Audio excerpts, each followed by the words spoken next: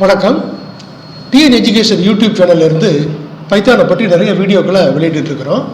இந்த வீடியோனுடைய தலைப்பு டிக்ஷனரி.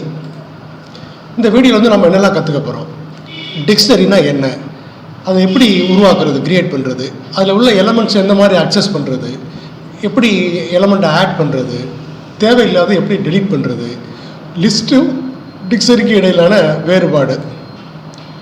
முதல்ல நம்ம டிக்ஷனரி என்னென்னு பார்ப்போம். இதில் மிக்சட் கலெக்ஷன் ஆஃப் எலமெண்ட்ஸ் நம்ம வச்சுக்கலாம்.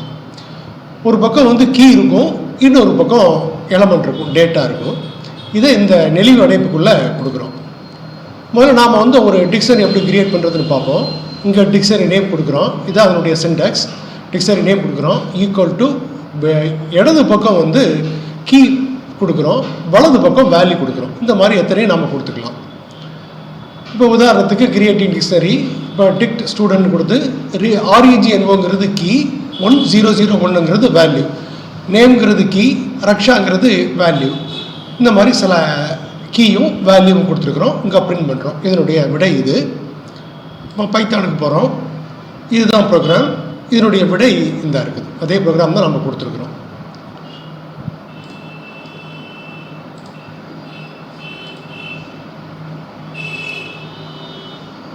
டிக்ஷனரி காம்ப்ரிஹென்ஷன் அப்படின்னா என்ன? இதுவும் டேட்டாவை கிரியேட் பண்ணுறதுக்கான ஒரு வழி, எலமெண்ட்ஸை கிரியேட் பண்ணுறதுக்கான ஒரு வழி. இதை எப்படி பயன்படுத்துறது? டிக்ட் ஈக்குவல் டு ஒரு எக்ஸ்பிரஷன் கொடுக்குறோம், அதனுடைய சீக்வன்ஸ்லேருந்து டேட்டாவை ஜென்ரேட் பண்ணிக்கும். இந்த இஃப் கண்டிஷன் கட்டாயம் கிடையாது. இப்போ உதாரணத்துக்கு dict equal to X full colon 2 into x for X in range 1,10 அப்படின்னு நம்ம கொடுத்தோன்னா இந்த ஃபார் லூப் 1லேருந்து 9 வரைக்கும் ஜென்ரேட் பண்ணும். துவக்க மதிப்பு 1, இறுதி மதிப்பு 9, 10லேருந்து 1 கழிச்சுக்கும். இப்போ முதல்ல என்ன எக்ஸுக்கு என்ன எடுத்துக்கோன்னா 1ன்னு எடுத்துக்கும். அப்போது 2 into 1, அடுத்த தடவை 2 into 2, 2 into 3 இப்படியே எடுத்துக்கும். இது கீ வேல்யூ இப்போ எப்போவுமே நிலையாக இருக்கும். அப்போ 1 முதல்ல இங்கே கீ வேல்யூ 1ன்னு எடுத்துக்கும். அப்புறம் இந்த எக்ஸ் என்ன மதிப்பு எடுத்துக்குதோ அது 2 into 1 அதை எடுத்துக்கும். இப்போ இங்கே விடையை கொடுத்துருக்குறோம். 1 முதல்ல இந்த எக்ஸ் வேரி ஆகிட்டு மாறிட்டே இருக்குது, 1லேருந்து 9 வரைக்கும். அதான் 1லேருந்து 9 வரைக்கும் நான் மாறிட்டு. ஆனால் இந்த மதிப்பு எப்படி இருக்குன்னா 2 into 1 முதல்ல, அப்புறம் 2 into 2, 2 into 3, 2 into இந்த மாதிரி எடுத்துக்குது. இப்போ நம்ம பைத்தானில் போய் நம்ம ரன் பண்ணி பார்க்குறோம். இதுதான் விடை. ஸோ எக்ஸ் மாறிக்கிட்டே இருக்குது. இது கீ வேல்யூ 1, 2, 3ன்னு சொல்லி 9 வரைக்கும் மாறிட்டு இருக்கு. இதை பொறுத்து இந்த பவர் இன்டு எதை பெருக்கக்கூடிய மதிப்பை நான் மாற்றிக்கிறோம்.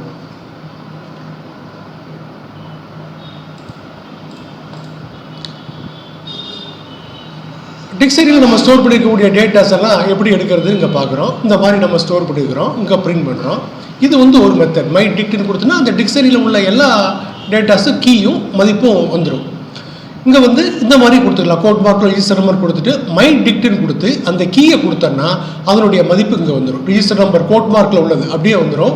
இந்த மாதிரி டிக்ஷனரி நேம் கொடுத்து இந்த ப்ராக்கெட்டுக்குள்ளே கோட் மார்க்குள்ளே இந்த ரோல் நம்பர் கொடுத்துன்னா அதனுடைய மதிப்பு வந்துடும்.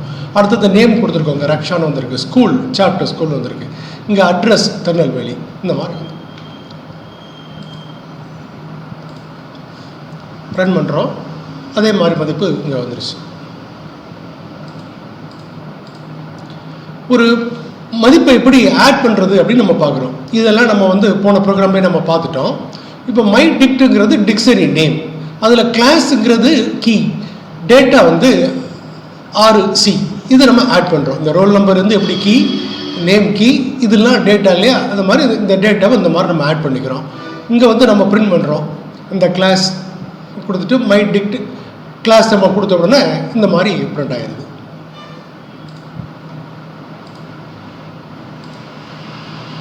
ஸோ இங்கே நம்ம டேட்டாவை ஆட் பண்ணுறோம். இந்த லைனில் அதை பிரிண்ட் பண்ணுறோம். இதுதான் டேட்டாவை ஆட் பண்ணுறதுக்கான ஒரு மெத்தட். எப்படி டெலீட் பண்ணுறது, ஒரு டிக்ஷனரியில் உள்ள குறிப்பிட்ட எலமெண்ட்டை ஹோல் டிக்ஷனரி எப்படி பண்ணுறது அப்படிங்கிறத பார்ப்போம். இங்கே அதே மெத்தடில் நம்ம டேட்டாவெல்லாம் நம்ம ஸ்டோர் பண்ணிட்டோம். பிரிண்டிங் பிஃபோர் எலமெண்ட்ஸ் டெலிஷன், அதுக்கு முன்னாடி மை டிக்ட்னு கொடுக்குறோம். எல்லாம் அப்படியே பிரிண்ட் ஆகிட்டு அதுக்கப்புறம் பிரிண்ட் மை டிக்ட்னு கொடுக்குறோம். இங்கே என்ன செய்யுது, ஸ்கூலை டெலீட் பண்ணுது. இப்போ பாருங்கள், இங்கே ஸ்கூல் இருக்குது, ஸ்கூல் சாப்டர் ஸ்கூலில் காட்டுது. ஆனால் இங்கே ஸ்கூலை மட்டும் டெலீட் பண்ணதுக்கப்புறம் பிரிண்டிங் ஆஃப்டர் டெலிஷனில் வந்து ஸ்கூல் இல்லை இல்லையா, இப்படி தான் ஒரு எலமெண்ட்டை நாம் டெலிட் பண்ணுறோம். அடுத்தது வந்து மை டிக்ட் கிளியர் அப்படின்னு கொடுத்தோம்னா எல்லா டேட்டா எலமெண்ட்ஸையும் அது வந்து கிளியர் பண்ணிடும். ஆனால் அந்த டிக்ஷனரி நேம் இருக்கும், டேட்டா மட்டும் இருக்காது. டெல் மை டிக்ட்னு கொடுத்தோம்னா அந்த டிக்ஷனரியை ரிமூவ் பண்ணிடும்.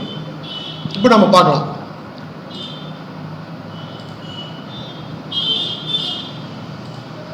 ரன் பண்ணுறோம், அதே ரிசல்ட் வந்துருச்சு.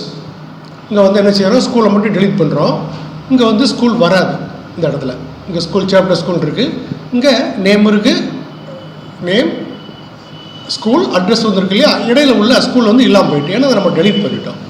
இப்போ நம்ம வந்து டெல் மை டிக்ட்னு கொடுத்ததுக்கப்புறம் அதை பிரிண்ட் பண்ணால் என்ன வரும்னு பார்க்கலாம். ஏன்னா அந்த டிக்ஷனரியை நம்ம டெலிட் பண்ணுறோம். டெல் மை டிக்ட்னு கொடுத்தோன்னா அந்த டிக்ஷனரி டெலிட் பண்ணுறோம். டெலிட் பண்ணதுக்கப்புறம் அதை நம்ம பிரிண்ட் பண்ணால் அதான் வருமா? வராது. என்ன வருது, name my dict is not defined. அதை டெலிட் பண்ணியாச்சு. இல்லாத டிக்ஷனரியை நம்ம வர வைக்க முடியாது. லிஸ்ட்டுக்கும் டிக்ஷனரிக்கு இடையிலான ஒரு ஒப்பீடு, கம்பேர் பண்ணி பார்க்குறோம். லிஸ்ட்டுங்கிறது ஒரு ஆர்டர்டு கலெக்ஷன் ஆஃப் எலமெண்ட்ஸ், ஒரு வரிசையாக இருக்கும். ஆனால் டிக்ஷனரிங்கிறது ஒரு டேட்டா ஸ்ட்ரக்சர், ஒரு திறவுகோல் மதிப்பு இந்த மாதிரியான அடிப்படையில் இருக்கும். இதை நம்ம டேட்டா ஸ்ட்ரக்சர் அப்படின்னு சொல்கிறோம்.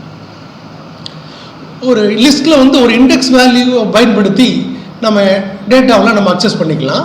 ஆனால் இங்கே வந்து கீயை பயன்படுத்தி நம்ம டேட்டாவை வந்து அக்சஸ் பண்ணுறோம். இதை வந்து மதிப்புகளை பார்த்துக்கிறதுக்கு பயன்படுது. ஆனால் டிக்ஷனரியில் ஒரு மதிப்பு வச்சு இன்னொரு மதிப்பை பார்த்துக்கலாம். நன்றி. இந்த வீடியோ உங்களுக்கு பிடிச்சதுன்னா சப்ஸ்கிரைப் பட்டனை கிளிக் பண்ணுங்கள், மற்றவங்களோட ஷேர் பண்ணுங்கள்.